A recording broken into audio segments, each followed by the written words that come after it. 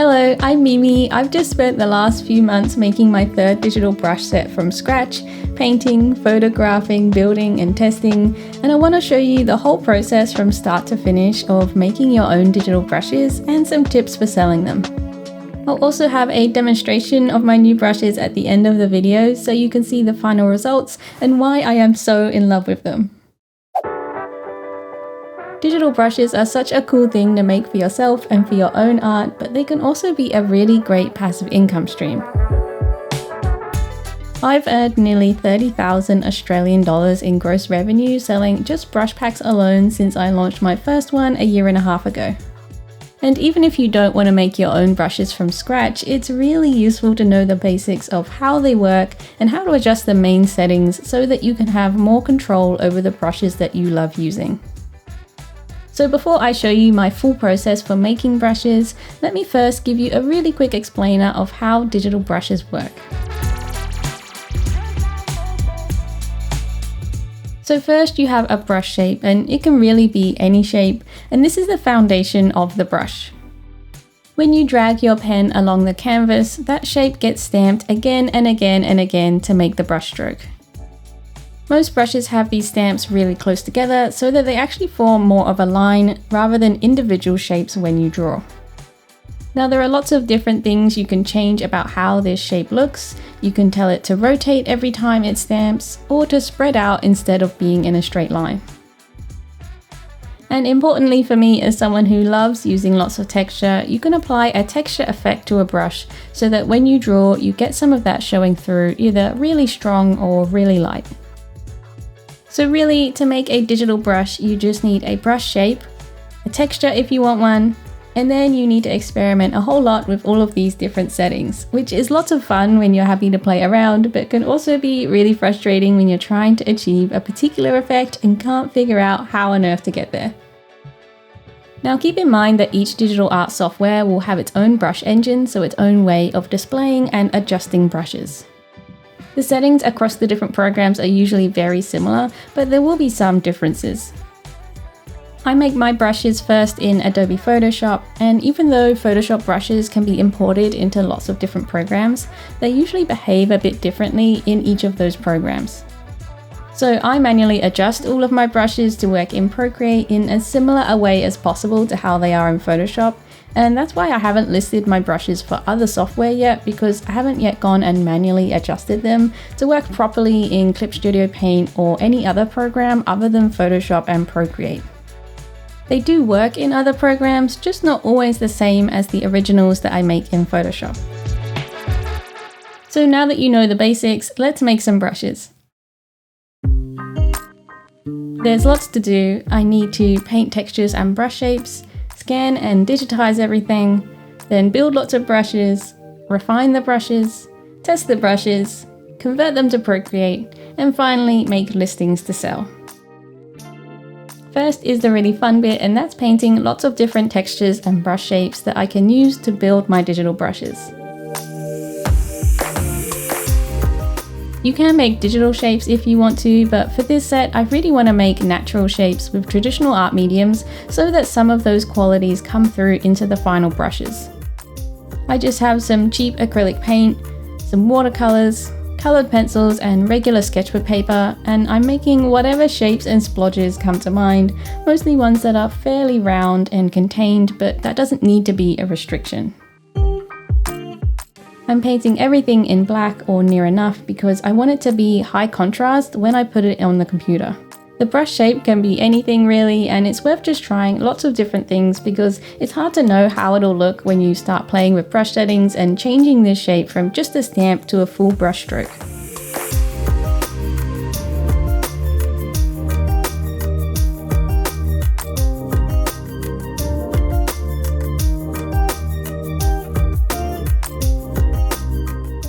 I won't need to use all of these shapes, but making lots gives me the option to try things out, and I'll just pick out the best ones later on when I start putting everything together.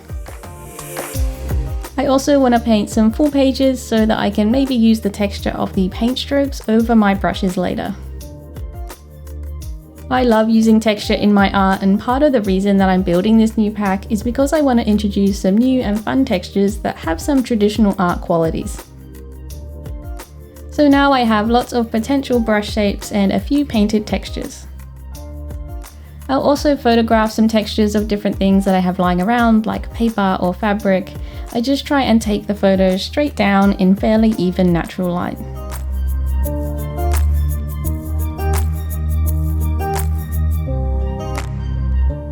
You can scan things like this, but sometimes the scanner feels like it flattens textures because it's shining a bright light as it scans, so for 3D textures like fabric, I prefer to photograph them.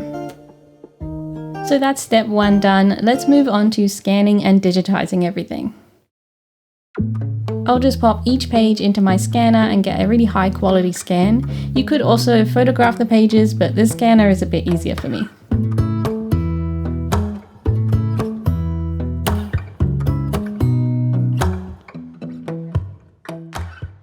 Now I know that I just said before that I prefer to photograph textures, but the difference now is that I'm not trying to capture the 3D texture of anything like I was before, so I'm not worried about the scanner flattening the pages.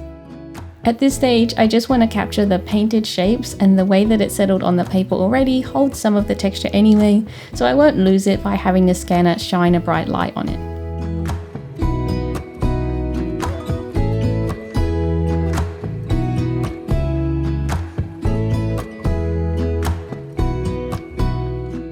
Now I have all of these scans of what I painted and also some photos of textures that I took in the last step. Next, I need to organize them a bit and start pulling out the actual elements that I want to use. For the pages of brush shapes, I isolate the individual shapes from them and put them into their own file. I'm using Photoshop because that's where I'm making my brushes to begin with, but you can use any photo editing software you like. Each shape will need to be cut out to just the painted bits, so you can either do it manually or just make a selection of the blacks to isolate them. At this stage, I'm really just getting the elements ready. I'm not usually very organized, but I know that if I process these shapes and textures now and name them properly, then it'll make my life a lot easier later on when I actually want to make the brushes.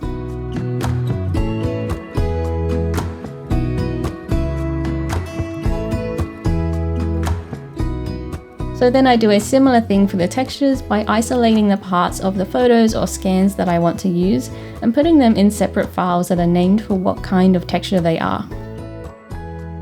The way that brush engines use textures is that it needs to be a pattern that repeats forever, so I think Procreate will automatically do that for you, but Photoshop won't, so I need to make the tiles of these textures seamlessly repeating. I do that with the offset tool and then tidy up the bits where the texture gets cut off at the edges.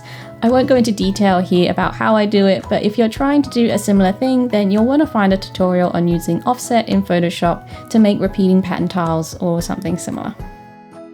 So I've got a catalog of basic shapes and textures. Let's start building some actual brushes. Because the brush shape is the foundation of the brush, that's what we'll start with. So I'm going to select one of the shapes that I made and turn it into a brush preset, which will make me a super basic digital brush with this shape. Every program will have its own way of doing this, but they're all very similar. Now at this stage, it doesn't look like much, but we're just getting started. If you open the brush panel settings in your program, you'll be presented with lots of different options to change about your brush, which can be quite overwhelming the first time. But I always just begin with a few main settings and worry about the rest later. First is the spacing, which is how far apart each stamp of the brush is.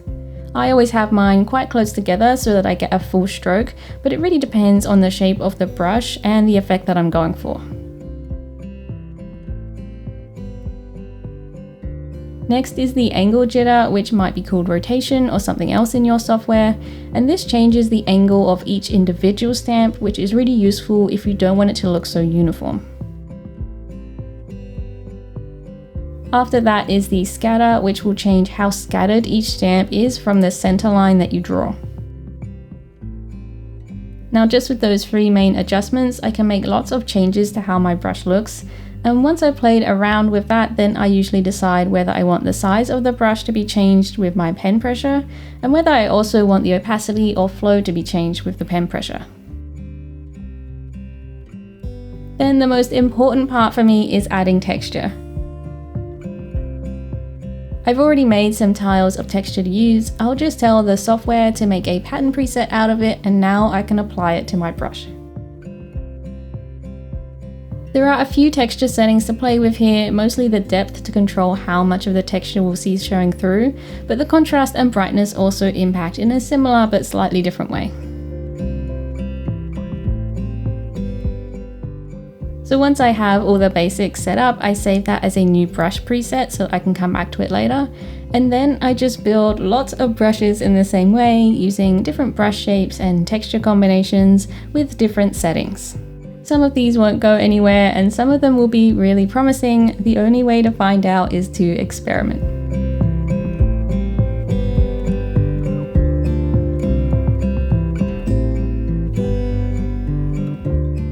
It's always a fun surprise to see how things look, and at this stage I'm just building some foundations and potential brushes. I'll develop them in the next step. So once I have lots of potential brushes made, then I start refining them. I'm looking for brushes that I like the feel of, that have a nice texture, and that are different to brushes that I already have. I've already built the foundations of these brushes, but to make them something that I really want to use requires quite a bit of tweaking, so basically I just keep doodling with them and then adjusting a setting a little bit and doodling some more and adjusting another setting and on and on and on.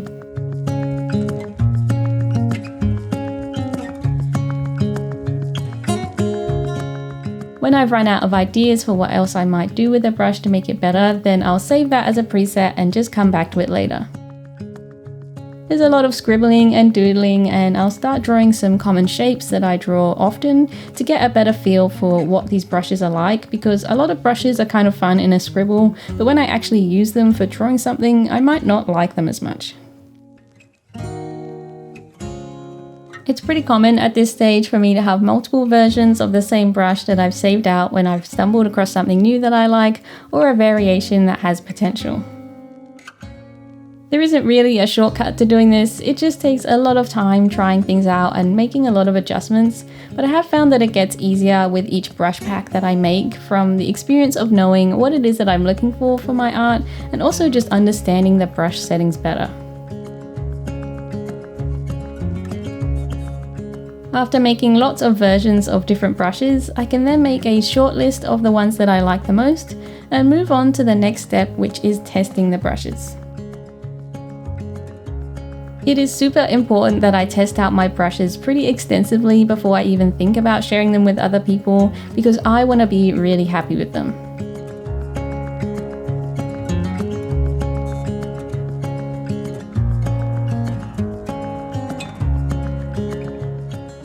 A couple of brushes in my new pack I had made over Christmas time and have been using in my art for several months, but a lot of them are newer than that, so I've just been testing them out in as much art as I can.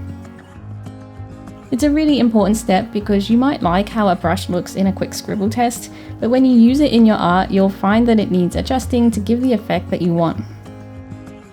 Personally, I only like to sell brushes that I use in my own art regularly, which is why I only sell small sets, because I only use a handful of brushes at a time. I find that for me, the sets with 50 or 100 brushes are really overwhelming, and I'm only ever going to use a few of them anyway. So it's important that I test all of my brushes a lot, because I'm making them for me as much as I'm making them for anyone else. That's why I like trying out my brushes in lots of different situations, and from there I find which ones in my shortlist I like the most or think work best together as a pack, and I can put them together in a neat little set. When I feel like I don't have any more changes that I want to make, then I'm ready to think about sharing them with other people, and since a lot of people use Procreate, that means that the next step for me is converting them into Procreate brushes.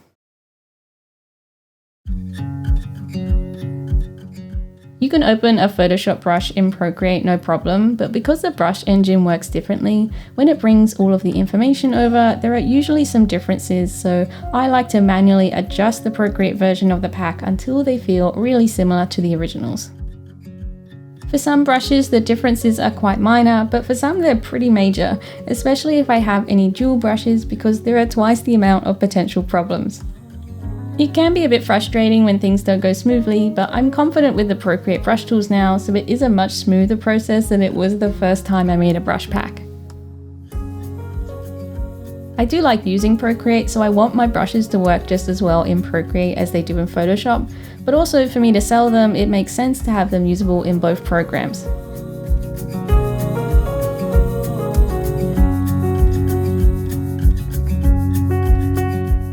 I could also convert them for other art software, but it's quite time consuming, and until I'm really comfortable in those programs, I wouldn't be confident that the brushes are as good.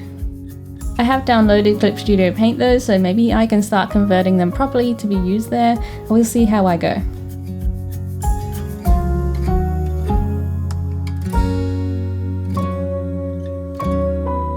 So when I'm happy with how the brushes look in Procreate, I'll also do some more testing just to make sure that they behave the way that I expect them to.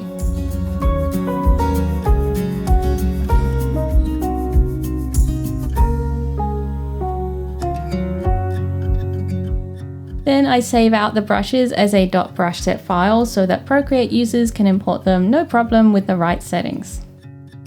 And after all that, my brushes are ready to sell, so I need to make listings in my shop. My shop is on Etsy, so that's where I'll be selling my brushes, and first I need to make images that show off my brushes and explain what's included. Lucky for me, I already have 2 brush packs, so I can use those listing images as templates for the new set, so I'm not starting from scratch.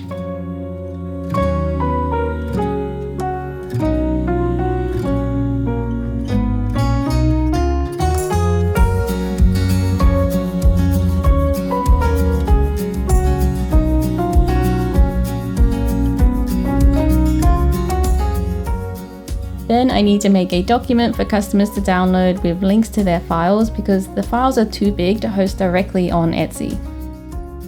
I'm hosting them on Dropbox at the moment, which has been working pretty well.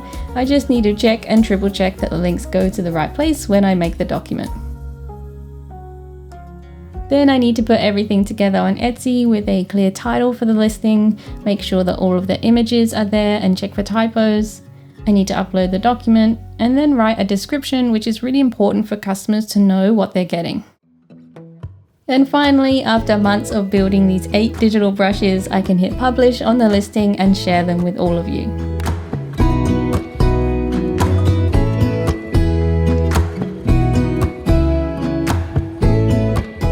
So that's the general process. It's mostly really fun with a handful of frustrating moments when things don't quite work, but that's just how it is with anything digital. It's really satisfying to draw with something you've made. I would just recommend starting small and starting simple if you want to try making your own brushes, at least until you get to know the brush settings in your drawing software. Of course, if you'd rather just have brushes that work straight away rather than making your own from scratch, you can get my new brushes on their own or in a bundle with my other brush packs on my Etsy shop, and I'll show you a demonstration of how they turned out in just a moment. But first I want to quickly chat about the business side of things if you're curious about selling brushes as a product. First of all, I think they're a great product to sell if you're a digital artist yourself and have even a small audience of people who like your style. Making the brushes is a bit of a journey, but once they're out in the world, they're really quite a passive income because they're a digital product that customers can just instantly download. The most active part of selling them is directing potential customers to your brush product page, which you can do in quite a few ways, like mentioning your brushes wherever you post your art. One of the most common questions I used to get before I started selling my own brushes was, what brushes do you use? So people are already curious because brushes are just such an important tool for digital artists.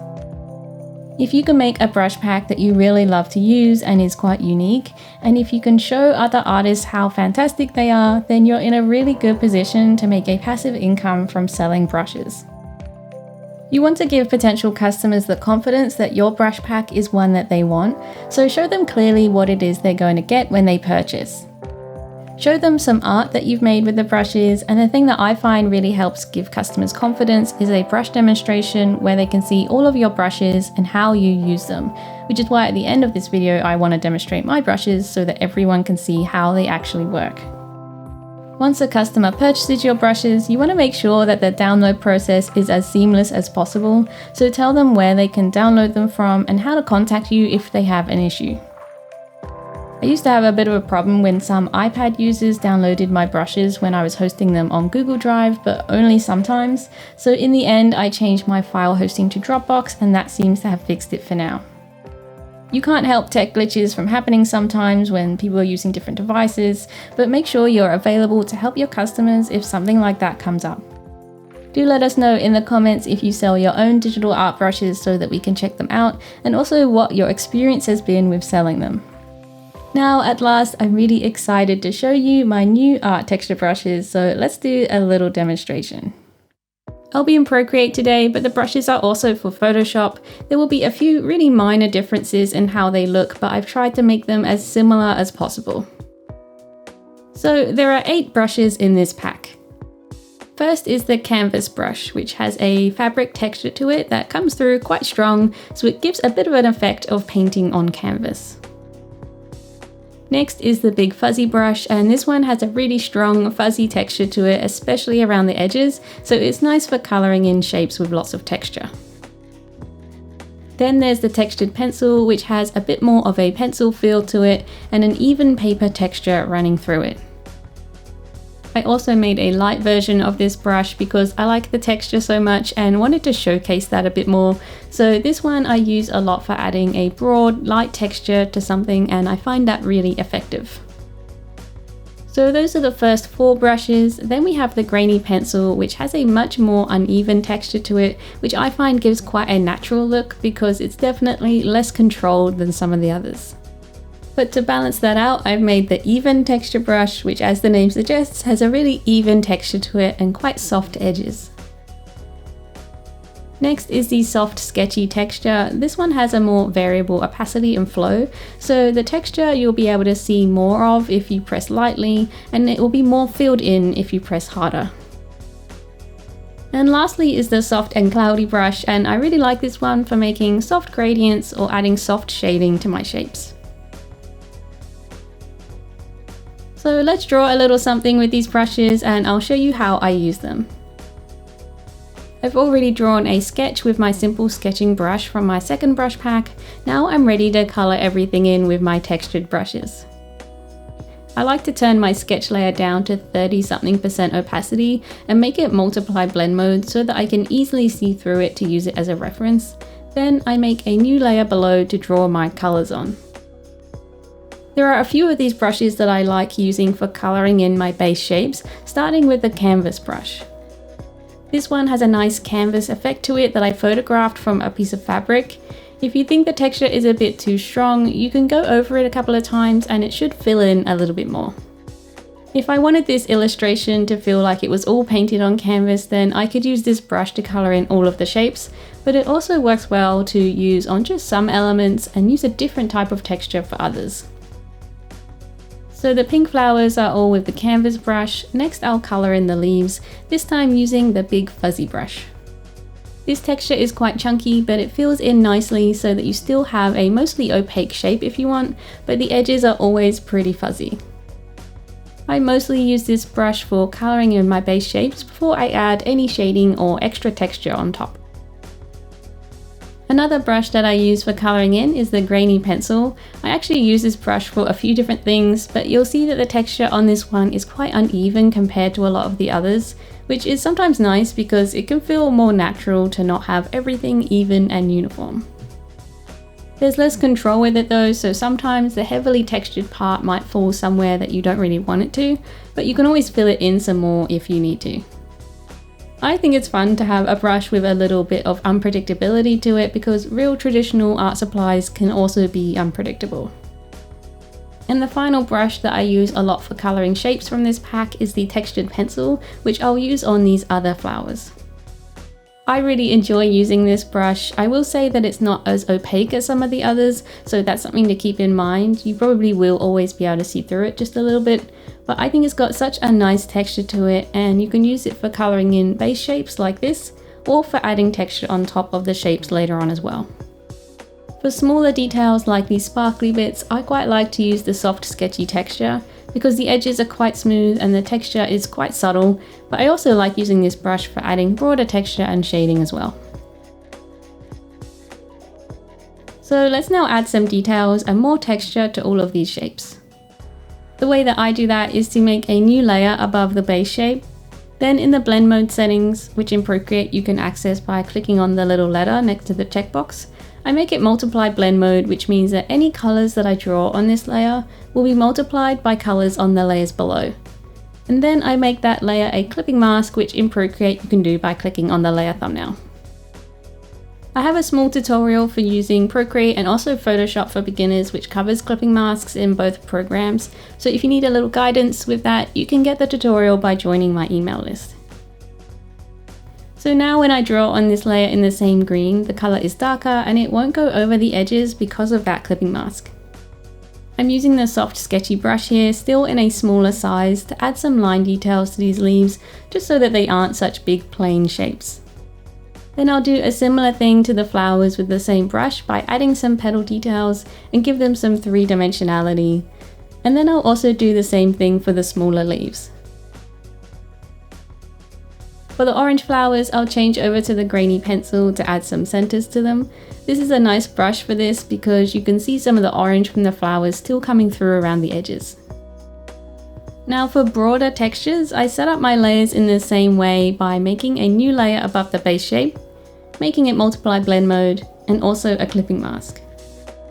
Obviously, lots of these brushes are great for adding texture overlay to shapes. Let's start with the even texture brush because it's quite simple, and with quite a large brush size, I can just draw over part of the shape to apply a nice subtle texture to it.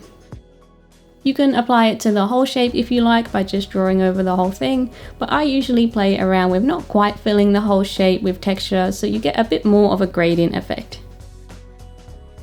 Now probably my favorite brush for adding texture is the Texture Pencil Light version, which again I use in a really big brush size and just lightly go over part of my shape so that it applies a really lovely texture really quickly and easily.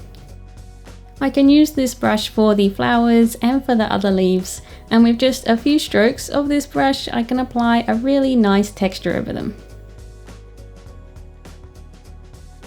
So I haven't used the soft and cloudy brush yet, so let's use that for some soft shading on the flowers where they would be the darkest, like on the inside. I like how soft and subtle this brush is. The edges fade out nicely, but because the edges are a little bit cloudy, it isn't too uniform. I actually use this brush quite a lot when I want a gradient effect on something because it just blends so nicely. Then I use the soft sketchy texture again when I want to add more details, and then I just keep layering up the texture and shading with the different texture brushes until I'm happy with how everything looks. I'm so proud of these brushes. If you'd like them for yourself, you can find the link to my Etsy shop in the description of this video, or if you don't have the budget right now to buy new brushes, you can also get 3 of my brushes from my brush packs to try out for free by joining my email list, where I've made a little digital art starter kit for you to download. Thanks so much for watching this video. Give it a like if you enjoyed it and subscribe if you haven't already, and I'll see you in the next one. Bye bye!